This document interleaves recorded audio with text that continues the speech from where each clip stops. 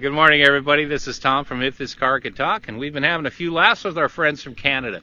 This is Paul, and this is Sandy, and these two gentlemen had brought down 6 vehicles for the Barrett-Jackson auction here in Scottsdale.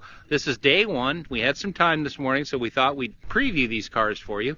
And Paul will be telling you all about this beautiful Porsche that's right behind us here, and we'll let you take care of it from now. Here you go. Thanks, Paul. Good morning, everybody. What we have today is a 2006 Porsche 911S Carrera. This is a 6-speed manual transmission. It has a 3.8-liter flat 6. The engine was rebuilt by German Eurotech in Dallas, Texas.